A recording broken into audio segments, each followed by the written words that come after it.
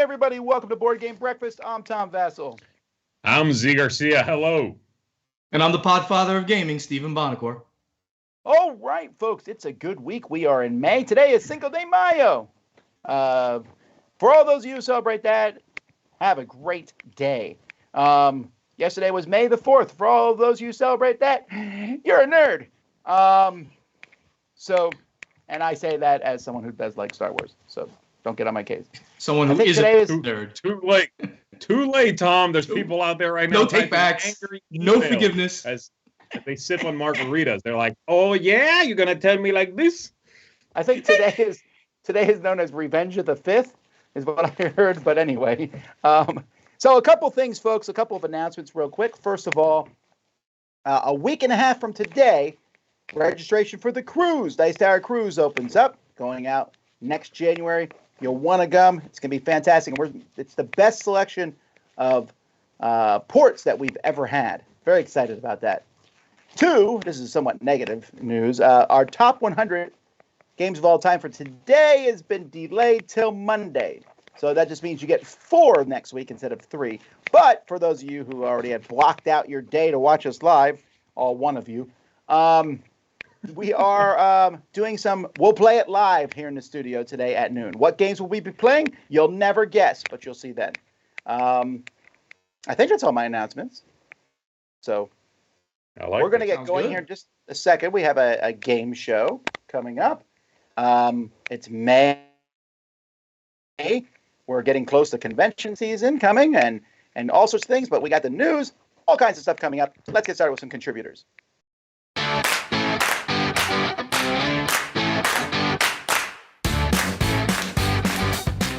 Hi, I'm Jordan, and this is a segment where I talk about a great game to play on a weeknight, and I love two-player games. I recently on the channel did a list of games that come in those Cosmos two-player boxes of games, and I will say if I had played this game a little bit more going into that list, I would have probably included this one, and this is a new one that came out from Capstone last year, I believe, and this is Rift Force. Rift Force is a two-player card game that looks like Lost Cities. You got that shared kind of section, and you're putting rows of cards across from each other of colors with numbers on them.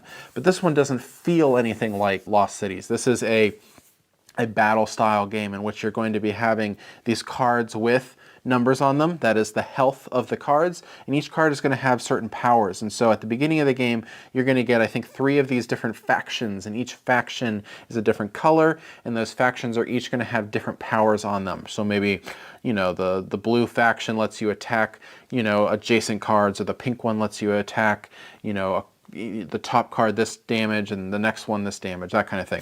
And so you're going to be placing these cards out, and then you're going to be able to attack your opponents, and you're trying to take out as many cards as you can, and you move up the score tracker depending on how many times you're able to knock out your opponents.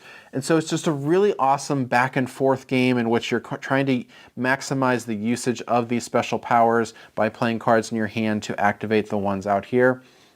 I think one of the biggest things on here was that some of the factions felt really similarly, but I just heard that there's an expansion coming out for this, so it's going to almost double the amount of content for Rift Force, which is really exciting. I think that was the one thing that I really wanted for the game, and they're already doing it. So if you're into two-player games, especially those two-player kind of combat style games, check out Rift Force. This is a really good one. I'm Jordan. Thanks.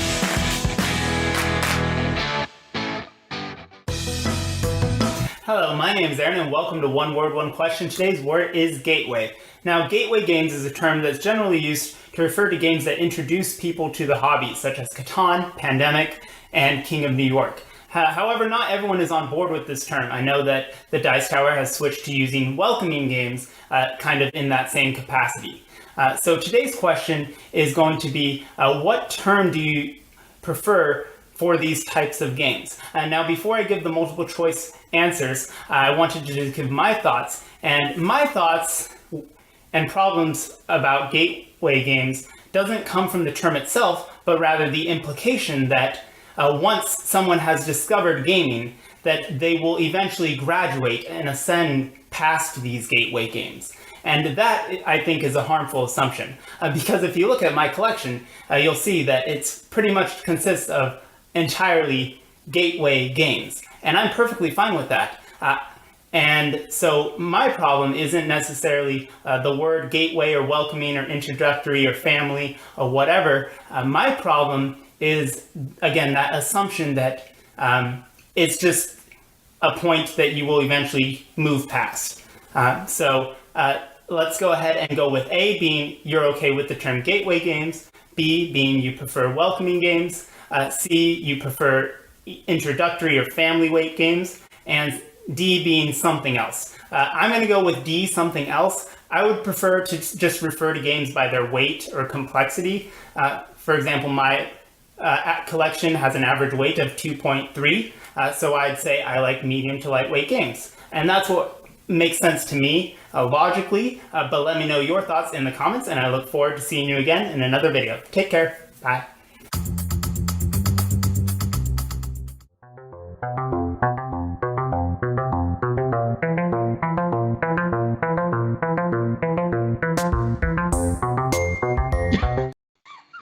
Oh, hello. Are we back? Am I back? We're back. There was a lot of screaming going on back there. There was a lot of screaming from that introduction. Hey, everybody. Welcome to Comic Book Liars. Today, a couple of friends, a couple of young, enthusiastic friends that you see here in front of you are going to go comic book shopping. What do they want? The freshest, hippest comic books of all time. The newer, the better in this case. I have a list of comic book characters here. I'm going to be rolling, and I'm going to select two of these, and we'll kick it right off. Here we go. So, that's one. Well, there's a lot of incorrect in that opening right there. I'm just No, that's not true. And that's the other one. All right. So, guys, I've got here two characters from Comic Bookdom. The characters are Beta Ray Bill and Jonah Hex. Mr. Bonner. Oh, wait a minute. I suddenly realized we can go outside Marvel. Oh, no, I'm in trouble. You might not want to tell Bonacor that. Bonacor, do you know both of these characters, Beta Ray Bill and Jonah Hex? I know Jonah Hex. You do not know Beta Ray Bill. I have no idea who Beta Ray Bill is. Okay, very well. So before we move on, then, you are going to ask your comic book savvy friend to tell you, but he likes to show off. He's like that big kid in the neighborhood who's like, well, he's a dork, but also he likes to never be wrong. So even if he doesn't know, he'll tell you, or maybe he'll just straight up lie to you because he wants to show off. Okay? Wow. So Tom, you are going to tell Steven about Beta Ray Bill. You can lie or tell the truth, and then he has to guess as to whether that was true or a lie. And if you think truth is stranger than any fiction, I guess you could go for that too, and hopefully he'll be like, that couldn't possibly be true. So go ahead and tell Steven, your good little buddy, about Beta Ray Bill, Tom.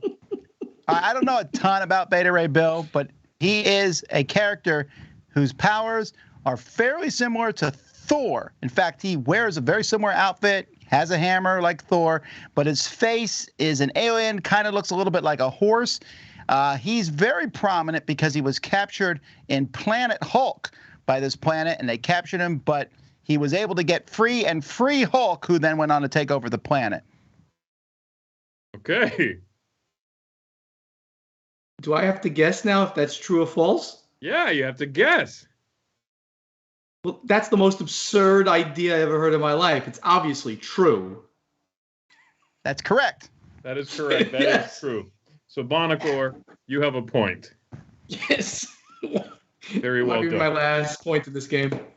All right, guys. So the very first question then, using Jonah Hex and Beta Ray Bill, who we now know is a horse-faced Thor lookalike, is the very first thing you need to do is decide which one is newer.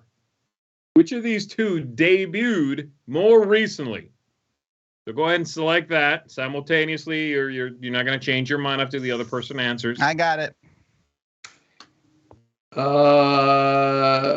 Which one do you think is more newer? recently? Okay. Yeah, which one's Oh, this is- newer?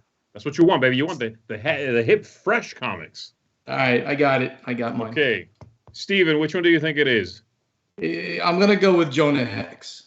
Tom, what do you think it is? That's also what I was thinking. I think Beta Ray's been around for a while. It's the name Yeah. Beta Ray Bill sounds old. It just sounds like it's a 60s thing. Very well. You are both wrong. Beta Ray Bill is newer. It's a newer creation. So let's guess when these things came out. So you're going to write down a year for Jonah Hex. You're going to write down a year for Beta Ray Bill. No one told me there was writing. This- All right. Beta Ray Bill, the year that each one of these came out. Yeah, when right. you think they And debuted. Beta Ray is newer.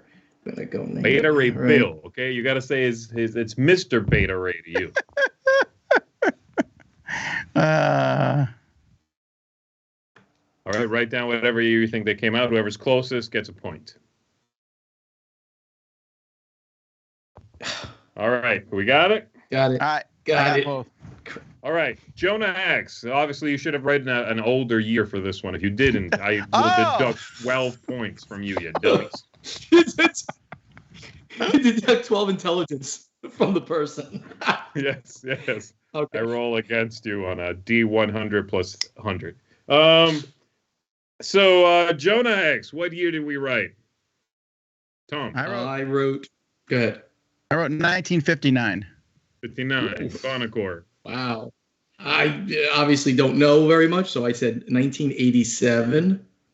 Okay, so it's actually 72 when Jonah Hex came out. So 59, that's 69, so that's 13 away for Tom. So Tom said I win, I think. 59. You did not. You were 17 years away. Oh, And he's- so close. All right, so Tom, that is your point then. Yes. Oh, I'm on the board. All right. So you're both, Bonacor has one for you catching you basically, for guessing that it was truth what you were saying. You have a point for the year. And now Beta Ray Bill, what did we write for that one? When did Beta Ray Bill do his thing? I said 1970. wow. Okay. I said 1995. The truth is 1983, which means, Tom, you're 13 away. Bonacor's only 12 away. So he's going to get the point.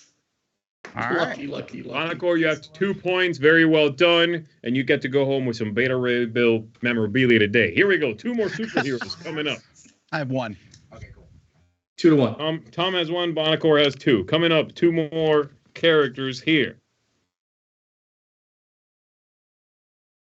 Ooh. All right. We have this person and we have this person. All right. 2 characters alphabetically. We have Robot Man and Spawn. Robot Man and Spawn. Bonacor, do you know both of these characters? I don't know Robot Man. Well, you should probably ask your bestie over there about Robot Man. All right, Tom, bestie. Tell me all about Robot Man. Robot Man was created by a young boy to be a friend after both of his parents died. DC Universe, and then the robot the boy accidentally dies in a car accident, and the robot is lost for a while, but is picked up by a superhero team, the Doom Patrol. Very impressive, Tom. Obviously, that's true. I wouldn't have a That's clue. I true. made it up. I don't know who Robot Man is. I think there might be a Robot Man on Doom Patrol. There is a robot guy played by Brendan Fraser, but the rest of it I made up. That is That's a good Robot line. Man from Doom Patrol. And I think you're not maybe too far off, but you know what? Since you made it up, it's your point, Tom. He was not That created was- by a boy in It Doom was Patrol. created by two boys. One of them No, he worked was not. on the He armor. was not. So he actually knew. So Tom knew this. I should get the point for this. No, actually he had no idea. Subliminally, he knew it. He osmosisically got it. Oh, knew no, it. that's subliminal, man. That's a different thing. All right, Tom's got Okay. the point on that one, Steven. He made up most of that. He's a liar who lies. A comic book Really liar. good one liar. might say. All right, Good liar. guys. So between these two, Robot Man from Doom Patrol, like Tom said, and Spawn, which one's newer? Which one do you want to collect because it's hip and fresh? Neither? Okay. All right. Well, somebody's suddenly going through the teen years. Too cool for school. So we should write down the dates now, right? Well, you should tell me which one's newer. That'll clue you in to which one is newer. That also will net you a point right now. You guys are tied at 2 points. And then you'll write down the years of when they each debuted. Okay, Bonacor, which one's newer, Robot Man or Spawn? Spawn. Tom, I also think Spawn. that is correct. Spawn is newer. So you each get 1 point. You are tied at 3. Besties, now I want you to write down when Robot Man debuted and when Spawn debuted. And whoever's closest with each, oh, you're going to get that gold. I know, it's tricky. I got it. You know, you're comic book liars. You can just make it up. Making it up. Making it up. I will remind you once again, for those of you slightly behind the curve, the number you write down for Robot Man should be a lower number. Well, not necessarily, Z. You might put the same number for both and just hope one of them's closer. The number you write down for Robot Man Has to be. Otherwise, minus 12 idiot points, right? It's not necessarily idiot because you might be gaming the system. Okay, you game the Don't system game in my the house. system. I kick you out of the comic book shop. Okay? There you go.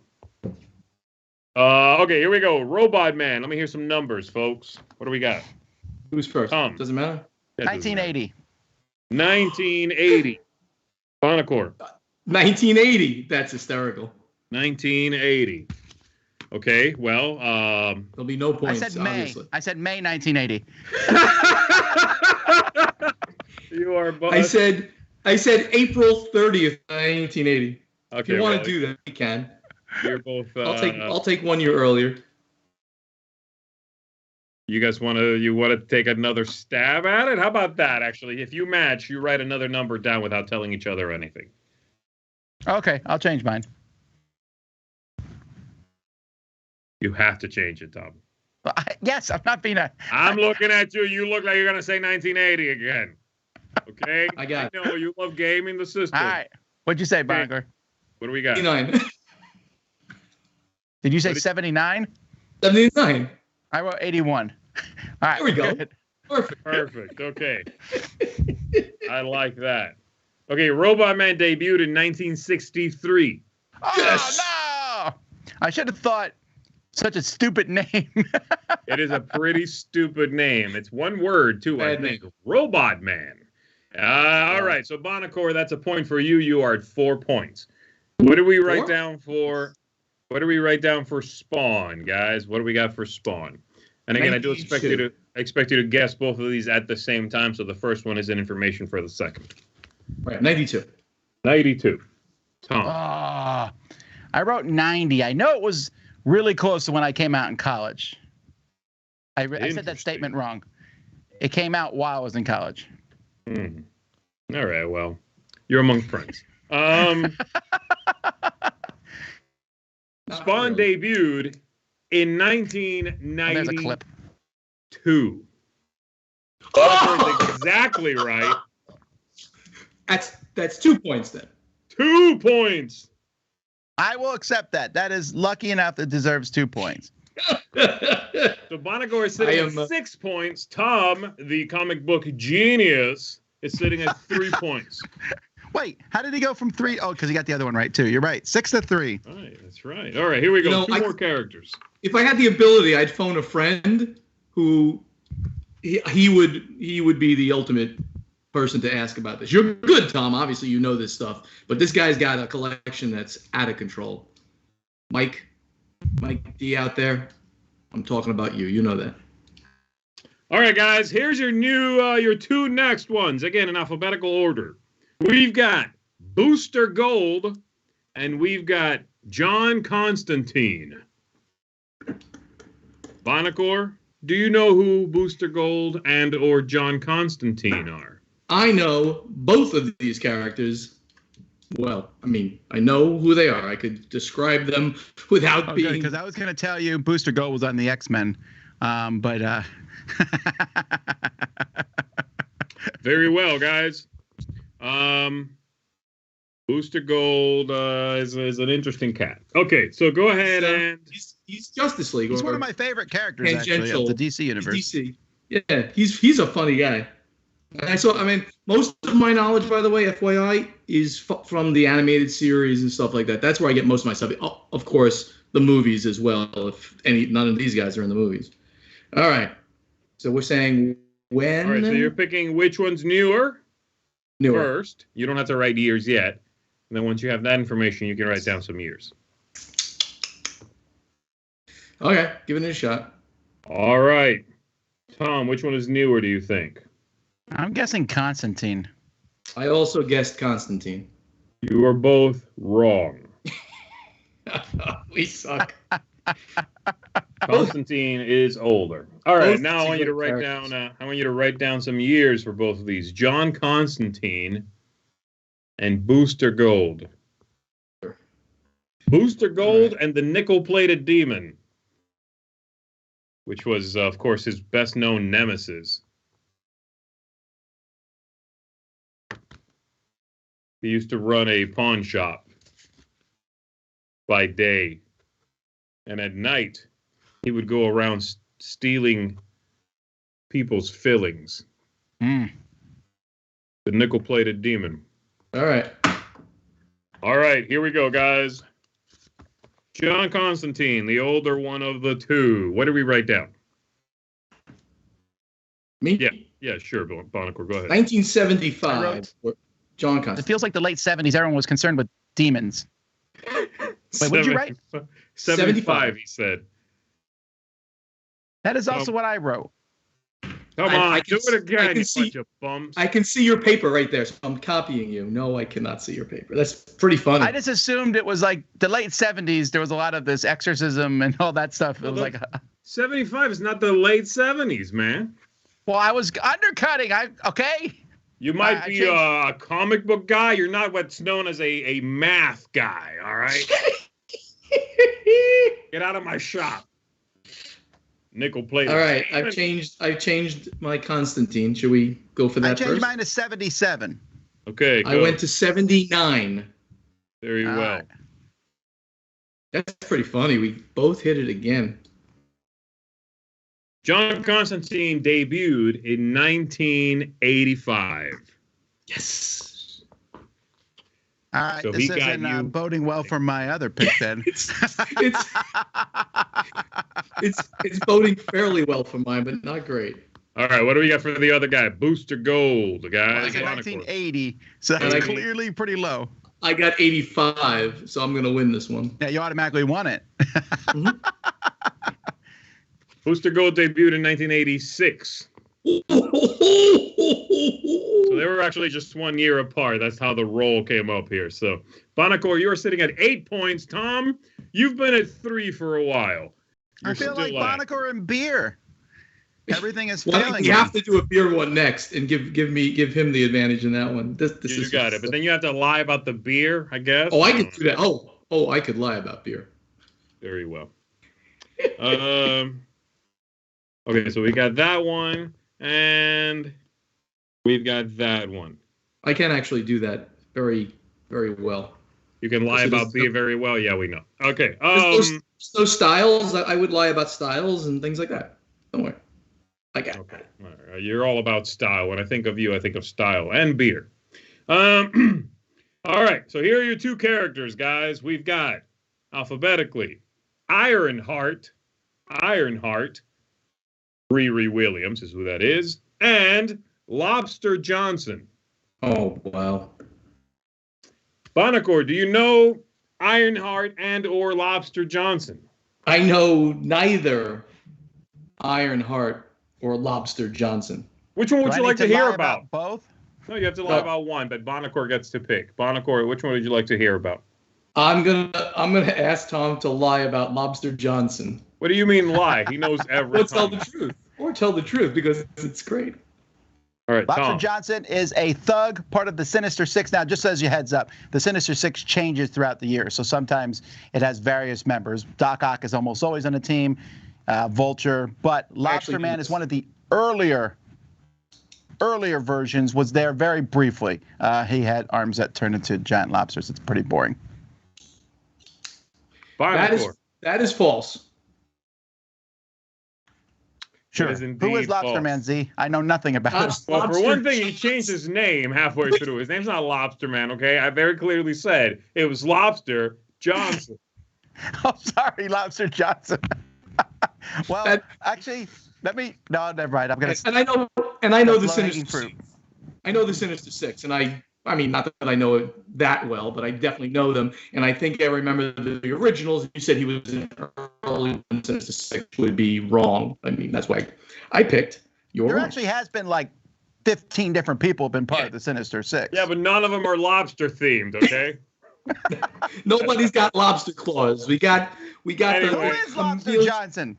Lobster Johnson is a Hellboy character. He's a superhero. That does make sense, actually. From the Hellboy universe. So Right. there you go. Okay. He is, he fights. He's like a dude with a Tommy gun who fights Nazis in the Hellboy series. So we are going to now figure out which of these two characters is a newer creation. Again, Ironheart, Lobster Johnson. Let's start there. And Bonacor, you have 9 points because you guessed that he was lying about that Sinister Six garbage. Lobster Man, get out of here. I got. It says 6-3 on the screen. Do I have 9? You have 9, yes. Oh, get with it there, Roy boy. All right, I pick who's. Take a point away for that nonsense. What? Yelling at Roy? You don't insult the score. You don't insult the score. That's rude. Yeah, you cannot insult. Lobster Sure, Johnson's going to get you. I should only insult you. You're right. All right, I'm going to say that. Who's newer? I'm picking the newest one. Yeah. The coolest, newest. I'm going to go with Ironheart is newer. Tom. I also agree. Okay, that is correct. Ironheart is a newer creation. You both get 1 point. That puts you, Bonacor, in double digits. And By the Tom, way, thank you, John 4. Shepard. Tom has 4. Bonacor has 10. Write down some years for these people, folks. When did they debut in comic bookdom? I'm already done. Bonacor? Okay, I'm going to say 19. Both of them, I'm going to give you both, right? Yes, 19, yes. Well, no, give me one. Give me, let's do, what did I say? Lobster Johnson's older, so we'll do that one first. Lobster Johnson is 1976. And I said 1988. Wow. All right. Lobster Johnson actually debuted in 1999. He's a fairly fresh lobster. Yes! Well, Tom, I'm dead on my next pick. All right, next pick. Ironheart. I said 2000, but I think it's actually newer than that. Okay, 87. 87.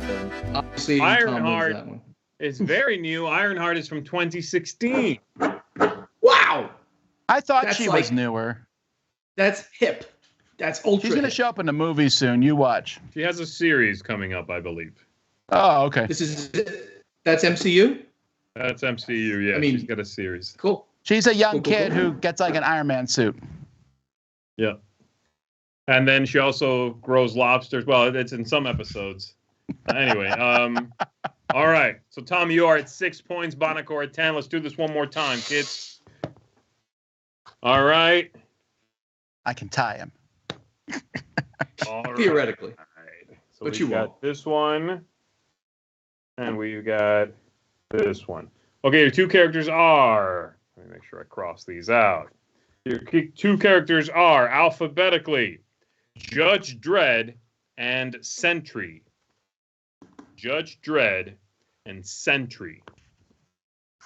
Bonacor, do you know Sentry? Bonacor, do you know both of these characters? I do not know Sentry. Wait, Sentry is spelt with an S. S-E-N-T-R-Y? Not That is that correct. matters, but I'm. That is Okay. correct. That is how you That's spell that. Opposed to the normal spelling with a C. Yes. Well, it does. It's a hard one to say. It might sound like I'm saying Yeah. century, you know. Century. Yeah. Yes. Okay. So you should ask your Okay. friend to tell you about Sentry. Yeah, Please, Tom. What about Sentry? he wants to know. He's eager. All right. So Sentry is a Superman type character in the Marvel comic universe who nobody knew about because his memories were erased from everyone's mind. But eventually that was undone, and he was the only person powerful enough to stop Hulk when Hulk came to take over the world. Really? I believe that is completely horsepucky. Nope, That's a different actually character. that's very true. Oh, It's that's true? very true. It's a way very that they true. were able to add a new character, and like they're like, oh, he's been around all this time. Just everyone forgot. So Wow. And he defeated Hulk, which is the obviously I strongest. didn't say he defeated Hulk. I said he could. Well, they defeated each other, but yes. Oh, spoiler alert. Okay, anyway, that's a point for you. Tom brings you up to 7. Guys, I want you to take a guess here as to which of these characters is newer, Judge Dredd or Sentry. I'm ready. Okay, Bonacor, go. Wait. Oh, he's going. No, Oh. go ahead. I got it. But Okay, don't change your mind now. Don't be that guy, liar. Bonacor, who's newer? Sentry's newer. that's why I said, ooh, I'm also saying Sentry because I obviously just told him that. All right, whatever, Sentry. Sentry is newer, guys. No, I mean I knew because I know Judge Dredd and I know he's, back in the day. So that's why I picked Sentry. Yeah, and they retconned the Sentry in.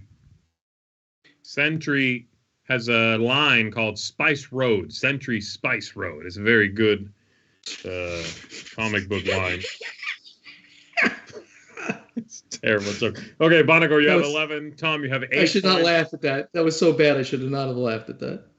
Write down when you think these things debut, gentlemen, and then we'll see if Tom can catch up.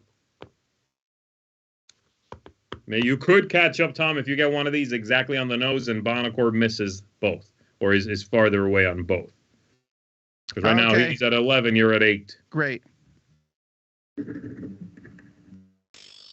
All right, let's start with the older one. You guys wrote it down? I have no idea. I wrote Judge Dredd, right? Yeah. Okay, I wrote Judge Dredd. 1963. That's a good guess. I 63. have I got 72. Definitely could be 60s. 1972. The correct answer for Judge Dredd, 1977. 1977. Bonacor is at 12 points now. An insurmountable 12 points. Sentry. When did that debut? 1999. I got 88.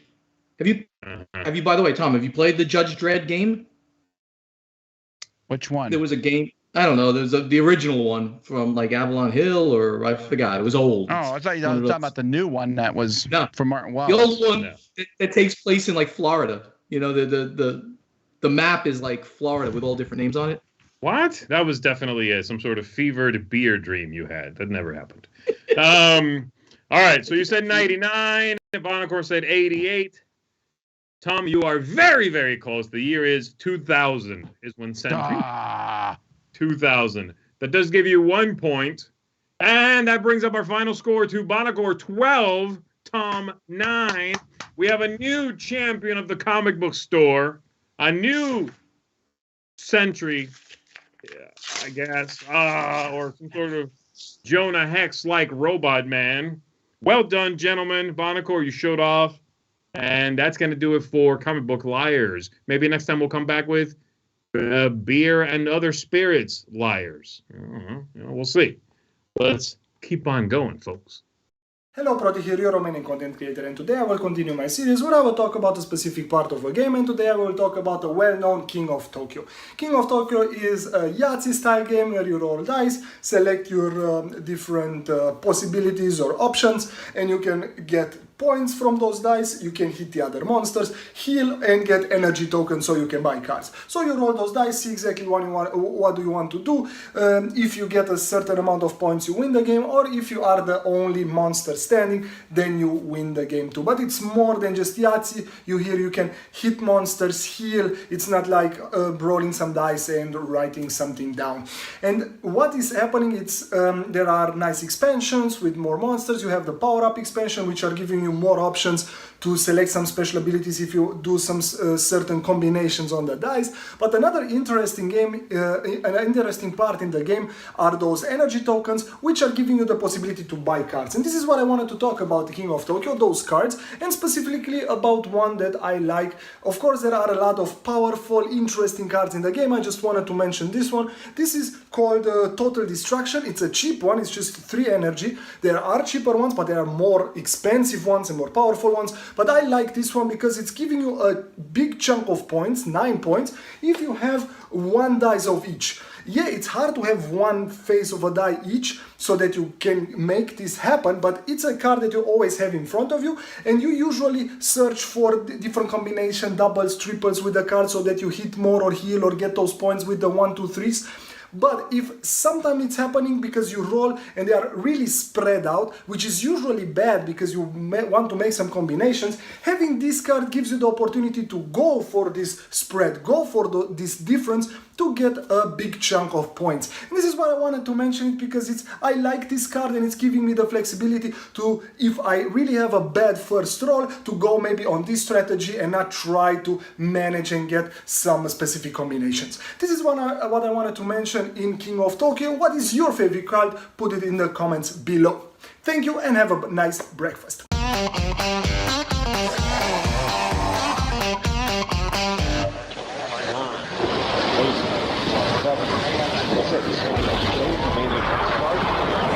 Start, 2, 1, boost ignition, and liftoff of the Space Shuttle Discovery, returning to the Assalamualaikum. If you have the revised edition of Galaxy Trucker, which came out in 2021, then you would be happy to know that they are coming up with more and more expansions to actually catch up with the old version of the game. And I really do like the aesthetic they went with, the goofy kind of aesthetic of the new Galaxy Trucker. And one of the expansions that came out, or one of the free print-and-play expansions that came out with the Galaxy Trucker was called, I think, Rocky Roads. And similar kind of expansion is available as an online app called the Rough Roads. Its link is given in the manual, so if you look at the backside of your game manual, you will find its link. But if you prefer to have a print and play version so that you can take it to your friend's house, you can take it to a convention, outside to a play area or anywhere else where you might not have the internet connection, then you can get the printable cards, at least in English language, from BGG file section under Galaxy Trucker 2021 edition. These have been made just from the online app. You can find a printable version of them. These are double-sided. What they let you do is that these add more, ramp up the difficulty. So if you thought your ships are actually, you are able to make now sturdier ships, these are going to destroy your ship even more. And who doesn't love more chaos in Galaxy Trucker? So really try these out. It's called the Rough Roads expansion, a free expansion from CGE themselves. Get it from BGG file section. That's it from me. Happy gaming.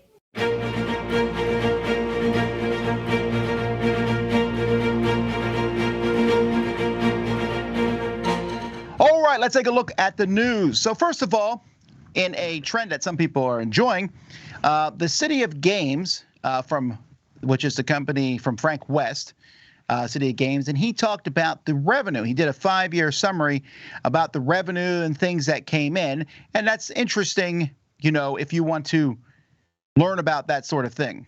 I mean, not most publishers do not talk about their numbers at all. Right.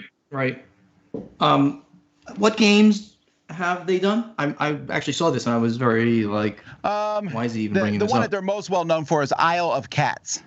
Oh yeah, I love cats, right? But he said he sold half a million games, made £5 million. That's before cost. That's the revenue that came in. That's top line revenue. So it's not really. I've been vocal that I don't understand companies that do this. It's a private company. Your information is private. Putting it out on the internet, I don't know what that means. I don't know why. It gives up some information to people that I'm not a fan of people doing it. I didn't do it. I would not think most companies would want to do it.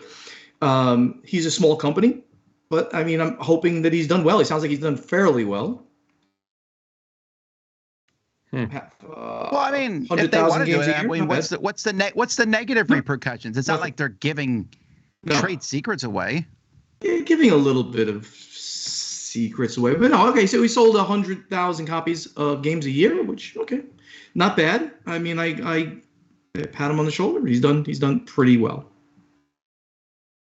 Yeah, well, let's see here. But I mean, it is interesting where he talks about he's the only person on staff there, and he talks about how many of each of his games sold. And I like when people give these numbers because it gives you an idea of how much games sell. Like his first game was City of Kings, and he named his company after that, and that sold 14,750. Then Vidorian Gardens 5,500. Very small game, small print run. Isle of Cats 189,000. That's phenomenally good. Very good. And then he did 30,000 of his Explore and Draw. Now, all these launched on Kickstarter and stuff, and I find that sort of thing interesting. I don't know that I would give out necessarily all the math with the numbers, but I like when people give the number of games sold. Again, I don't see the harm in it. And if you don't want to do it, I don't get upset either. Right. No, there is zero harm in doing it to us, and I do like to see it. I'm just saying that I wouldn't. I didn't. Most people don't.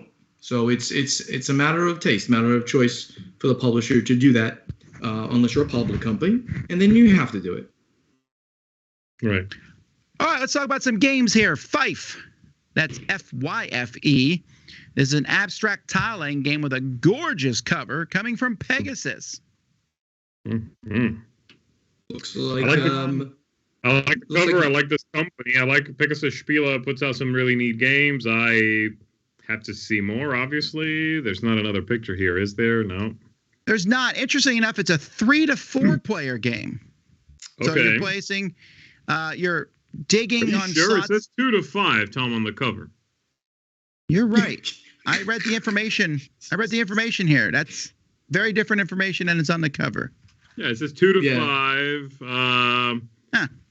I don't know. Yeah, I mean, again, this is in this post-Azul world. I bet this is going to be one of those games that is sort of very pretty, abstract, tries to create an environment of like, oh, this is nice. Arranging things is relaxing.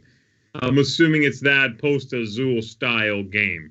If so, not bad. I do like those, but at some point there are too many of that kind, and they're easier for me to saturate myself on that kind of game. This looks like me in Hawaii next week. Speaking of that saturation of games, Distant Sons is another roll and write. I guess is a choose and write game they're calling it, but another great cover. I really like that cover. Gorgeous. Vincent Dutrait strikes again. Classic sci-fi look, the 50s kind of sci-fi. It's beautiful. Comes out from yellow. You're picking shapes and drawing your heading on the map. I guess you're flying around your map looking for black holes and trying to establish contact with races. That sounds interesting based on that cover and description. I'm in on this one. Yeah, this is from the same designer or designers as Rising 5. So I wonder if it's in the same universe. Yeah, I wonder if they are in the same universe. Are we looking for Asteros, the planet featured in Rising 5, Runes of Asteros? I wonder. That'd be cool. If not, that's what's happening in my head now. That's what I'm selling it as. Kids Table Board Games has announced their next upcoming game, Maple Valley, or Creature Comforts. I'm sorry, Creature Comforts, Maple Valley. This is Creature Comforts already came out. I'm sorry. So is this a follow-on game or an expansion? Because I've played Creature Comforts recently. It's a follow-up game in that universe. That's why Creature Comforts is very small. Okay, that's what it is. Well, we use the word universe for everything. You know, it's sometimes a little overused. It's in the like the Creature Comforts universe.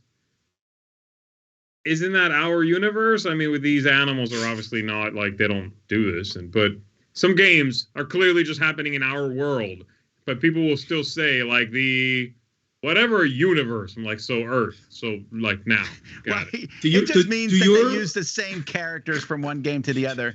I guess AEG, back when they did their whole love letter and all those games that used that same thing, they were ahead of the curve. Yeah.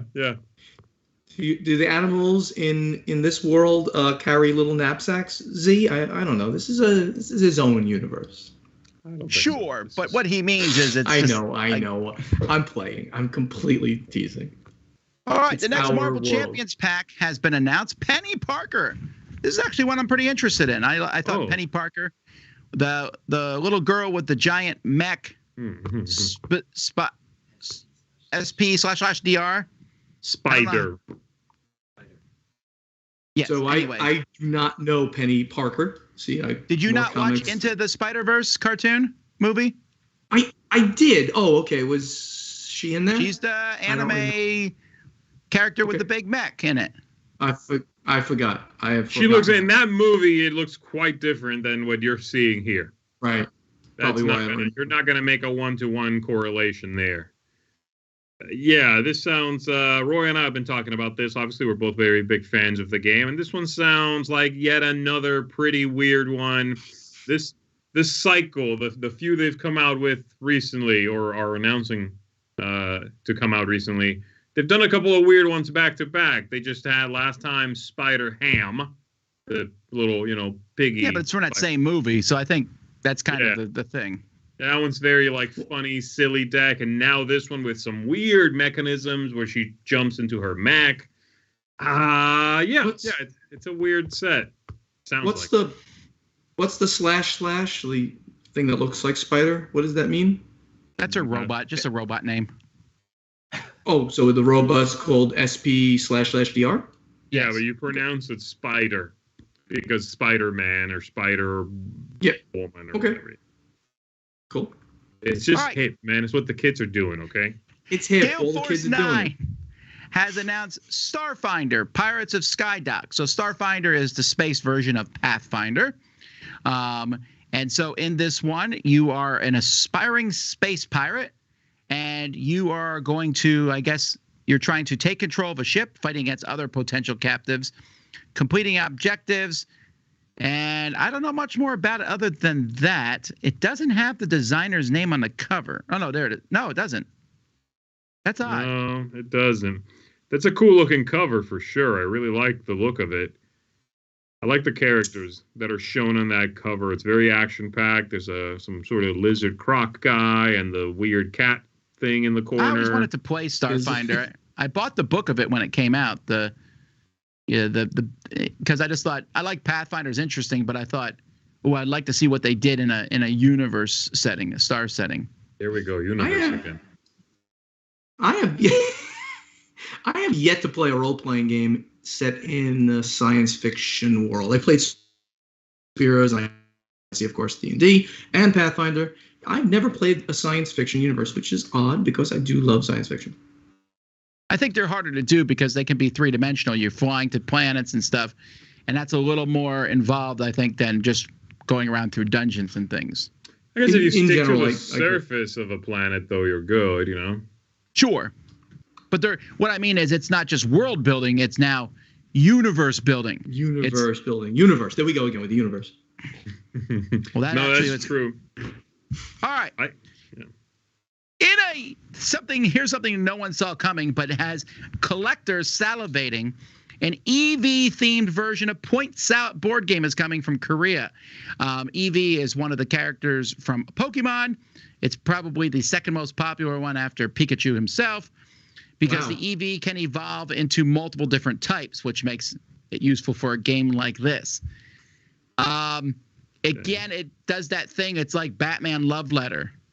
We have EV Point Salad. I don't.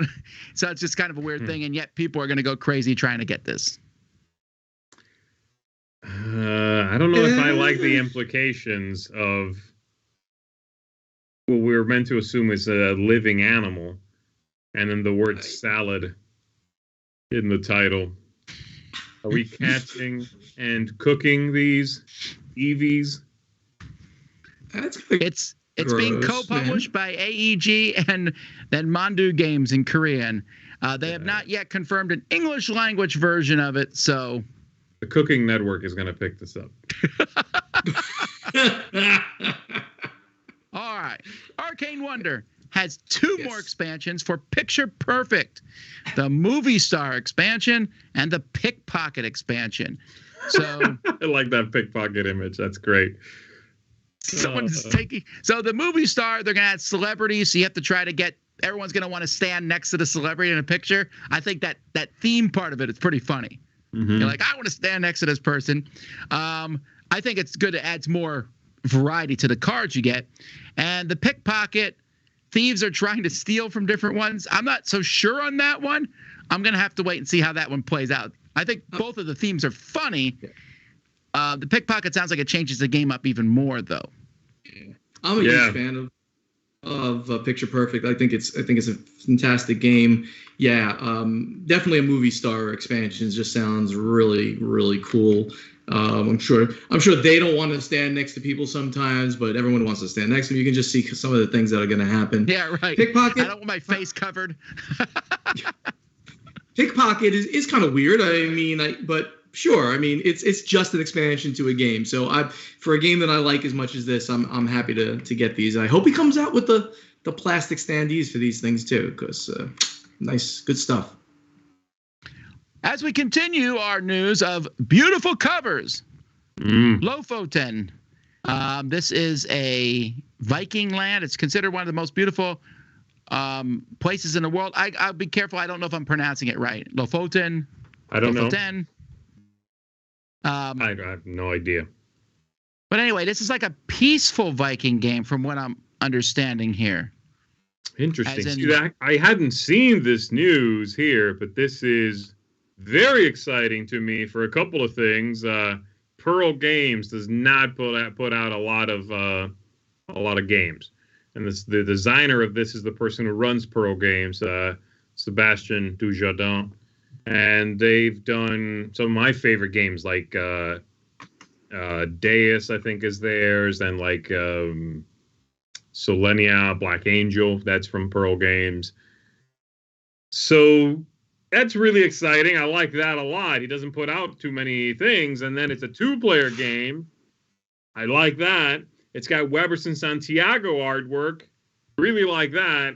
This is so far the most exciting piece of news here. Now, we can see kind of the game there on the table. I'm not sure what I'm looking at. It doesn't look very exciting, but what are those card holder things? Those two things are very odd. I mean, it looks like you almost don't need them, but we don't really know what they do. So who knows? Maybe you do need them. Yeah. In a post, a tweet, Delicious Games asked you to pick from 3 very, very, very, very similar covers for Woodcraft. Anyhow, the main thing is, hey, they announced their newest game, Woodcraft, from Ross Arnold and Vladimir Suchi. This looks like a pretty involved game. Looking at that picture there, you're elves running competing workshops in the woods. So you're hiring people, doing stuff, typical wood things. You're going to make your projects with wood, which are dice, cut down to size, glued back together, adjust it using dice manipulation. I love Vladimir Suchi's stuff, so I'm already in on this. And the cover looks good, whichever one they pick. The game looks pretty involved, but I like his stuff. There's a lot of components in this game. That picture's got a lot of stuff in it. Yep. All right. Yeah, definitely. And which cover do you like the best? I don't care. They're all fine. You're a monster, Tom. They're all kind of weird. The top two look odd. I think the bottom one, no. The top two just look odd. I mean, for the person, it's only the person that's different. You're right. It No, doesn't the matter words. to me. The words, like the font and the person. That's Oh, I forgot. The font. Yeah. Ignoring Wait. You did not notice that the font was different, Tom? I got so caught up in the fact that the people. You're right. So for font choice, I like the second one. The top. Okay. Yes. Okay. Well, everybody can be Or wrong. composition of the bottom one. It Okay. looks like more like a real person than the other ones. Let's get the All right, news never that I'm very excited about. In the This is latest D&D video, they showed off a lot of upcoming products, and at the very end, they announced something and showed off very little about it. But there's a new board game, a D&D board game, that I'm excited for two reasons. One, the designers are Rob Daviau and Stephen Baker. Stephen Baker is one of the grandfathers of modern gaming, really. Designed a lot of stuff, and both Rob Daviau and Craig Van Ness have said main inspiration and stuff for HeroScape. So I'm excited about that part. And it's also set in my favorite D&D universe, Dragonlance. The universe of Dragonlance. This is actually a universe. Stop the nonsense. The Dragonlance setting is really fun to me. I've always enjoyed it. And so they talked a little bit about this. There's actually multiple products coming from this. That's the one I talked about. There's also an RPG, and I believe there was a miniature style game, but whatever. I'm most interested in the board game, and like I said, they're going to be talking more about it in the future. But I'm very interested. Cool. Coming out from Avalon Hill, Wasi Hasbro, right? Cool. Guessing so, right? I mean, they mentioned. Yeah, they mentioned Rob Daviau and Restoration, but I think this goes right to the WotC catalog. This is very exciting. I mean, anything Daviau does is I'm interested in. Dragonlance is fantastic, the old school D&D. So yeah, very, very cool. For those of you that don't know, by the way, WotC is Wizards of the Coast. That's correct. All right, the Golden Geek Awards have been announced for 2021. These are voted on as by members of Board Game Geek. So they are essentially a popularity contest, which is fine. And the winners have been announced. The two-player game, Radlands, which incidentally is also very high up in the Board Game Geek rankings. I think it's in the top 300 already. I was surprised by that. It's a great game, Tom. I like it a lot. I was surprised it went up that far already. Artwork, Sleeping Gods, Cooperative, The Crew, the Deep Sea Crew, Expansion, Lost Ruins of Arnak, Innovative, Oath, Party, So Clover, Print and Play, Gloomholden, because it has the word gloom in it, Solo Game, Final Girl, Thematic Game, Sleeping Gods, War Game, that's the one some people are annoyed about, Undaunted Reinforcements, because it's an expansion. But then let's talk about this next one. It's pretty important. Best podcast. Yes. The winner, Board Game Barrage. We should also mention the runners-up are This Game is Broken and 5 Games for Doomsday. So if you only listen to 3 podcasts, those seem like 3 really good ones. And Board Games Insider was, runner-up to the runner-up. So that should be on. It was not, actually. I think it might have been. You don't know that. Well, you know what? We're not talking about that. So best board game app, also Gloomhaven. This time, I joke about the Gloomhaven name making things in, but the Gloomhaven app is phenomenal. Phenomenal. It really is. Nice. Good stuff. Right, but now let's talk about the 3 big awards from this. We have the Light Game of the Year. That's Cascadia with the runners-up Canvas. Wholeheartedly and Seven agree Wonders with Architects. That's good. Cascadia was my number 1 game from last year. These are 3 really solid picks for sure. Yeah, they're all good. Then Medium, The Crew, Mission Deep Sea, Sleeping Gods, and Terraforming Mars, Ares Expedition. Again, if you're watching this, Remember, this is voted on by heavy board game nerds because Sleeping Gods is in no way a medium game. But Terraforming Mars is not a medium game. I agree, but I mean, Sleeping Gods even more so. No, if you look at let's. Yeah, you're right. I mean, with Cascadia and Seven Wonders Architects, the ones I know the best on light side, yeah, I find then, therefore, that the medium ones are not really congruous to those. And I know, for those of you watching, someone's out there going, none of these games are heavy or medium. You are the abnormal person. Whoa, if you can play these really, really heavy That's nice games. of you saying that to your people watching your show. They're abnormal. Write that down, everybody. Tom Vassell called you abnormal. I would. Abnormal doesn't mean bad. I also think some games are pretty easy, but we forget sometimes that for most folks, they're not. Anyway, heavy game of the year, Arc Nova. Runners-up, Oath and Imperium Classics. Or I guess they're the same. Imperial, the Legends one, too. The same game. Okay. Some pretty solid picks here. This is definitely not like the year when Wingspan won everything. A good slate of games. Congratulations to all the winners. Yeah. Good stuff. And that's the news. What is up? My name is Matthew McCack, and this is Smashing Buttons and Slamming Cards. This is a segment where I talk about a video game I love and I connect it to a board game I love. And this week, I want to talk about Elden Ring, the video game. Elden Ring is an open world adventure style game. It is one that you are sort of dropped in and you're not kind of certain as to what exactly you're doing. And it is really difficult. Like, there are monsters and bosses in this world and they are really hard to beat and you will just die constantly in this game. I haven't gotten very far into that game, but I can already tell that I absolutely freaking love it and I can't wait to dive deeper. I want to connect that game to Sleeping Gods. So Sleeping Gods is also an open world adventure style game. Now this one takes place on a ship called the Manticore, and you're going through the oceans and everything and you're landing in places. There's side quests and main quests and all this sort of stuff, and you're essentially trying to get totems. But again, you're sort of dropped into this world where you're not entirely sure what you're up against, what exactly you're trying, like what you're doing exactly.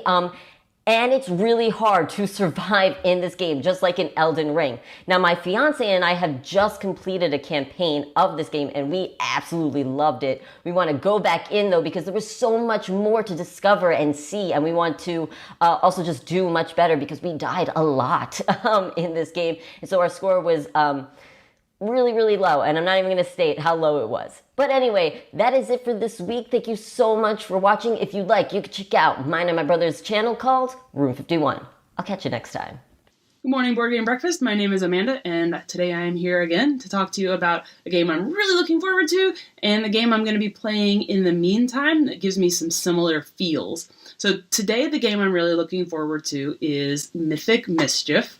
I got to play a prototype copy at PAX Unplugged last year. I am really excited that I backed this one, and looking forward to getting it this summer. This is a game where you're playing a crew of ghouly teenagers moving around trying to avoid the Tome Master, move different obstacles around to force the Tome Master along different paths, and then of course shoving the other player into the Tome Master's path or just into the Tome Master to try to score points and win the game. And you have some special skills and talents that you get to use in there as well. So it's a fun game, and it's got it's a game that I think has a chess feel to it, right? Like it's how am I going to anticipate your move and do something to box you in before you can do that? Some might even say it's better than chess because it's more fun and it's cooler and it has, ghosts.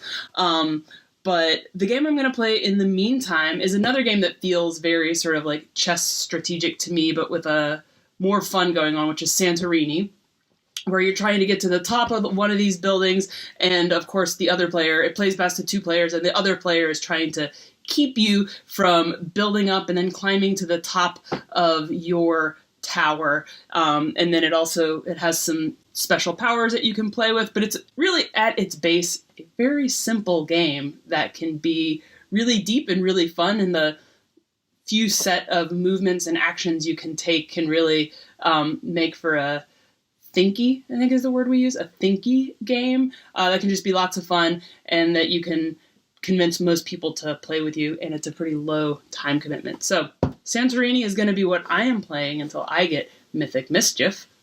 What are you playing? That's all for me. Have a great breakfast. Bye. That's it, folks. Thanks so much for watching another episode of Board Game Breakfast. Don't forget, we'll be back in 2 hours at noon for We'll Play It Live with a game or two. So join us for that. And tomorrow, I'm doing a video with Nathan from Pandasaurus Games and Robert from Arcane Wonders, and we're going to talk about some candid talk about shipping. There's a lot of people who are complaining and screaming about how high shipping costs are on the internet, so let's talk to the publishers themselves and get some feedback on that. So I think that'll be an interesting and hopefully enlightening talk. That'll be tomorrow at 10 a.m. All right. Well, we'll see you in a couple of weeks, Mr. Boddicker, as you take a vacation.